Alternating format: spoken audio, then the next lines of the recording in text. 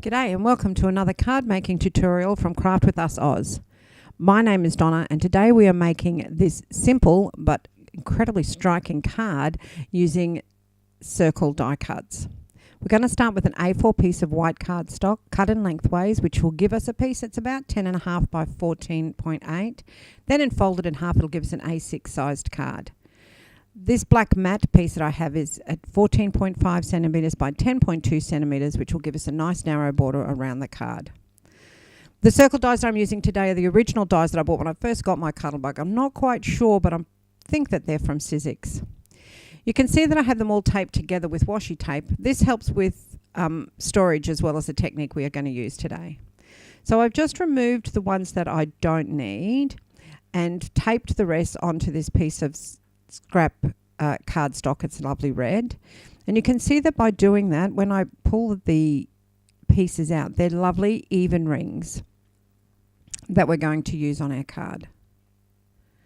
So this is a nice simple technique. The only thing you've got to make sure about is that all of your circles are very even when you tape them and then you put them on your tape. You can see that because they were all taped together, I was then able to do the same thing with white.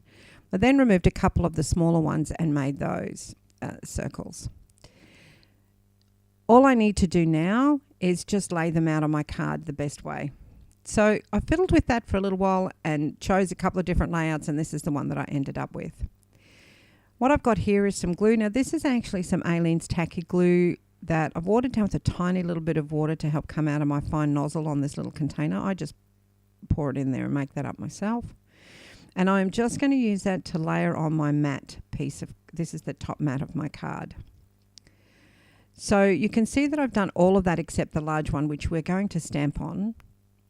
I'm just trimming off the edges because I don't need all of those circles going off. So you do that from the back so you can see the, the line to cut it on.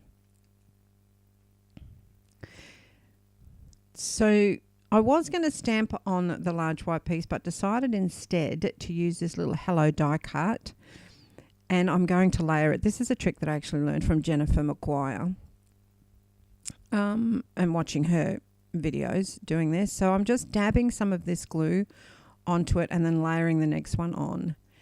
So I did a few layers. I think I used 3 white layers, and then I've topped it with the red layer. So this is the same color red that I've used on the front of my card. So I'm still going to go back with that white dot. Yep, that's where I want it. So this is just positioning, and I'm going to stick my hello on top of that. Now, I would like some little dots around, so I've decided to just use my hole punch there and go ahead and cut out some little dots to put on my card. What you see me doing here is this is a piece of card foam that I've also put through my Cuttlebug machine, the die cutting machine, because the craft foam goes through beautifully. I've made it a little bit smaller than the piece that's going to have my sentiment on it. And I've just popped that. You can see I'm putting the craft foam in the middle there. And so that will just pop that piece up a little bit on my card. Adds a nice little bit of dimension. And I'm just going to, once again, put some glue on the back of my hello. And there's my little sentiment embellishment, for want of a better name. Now I've also got craft foam that I'm using here.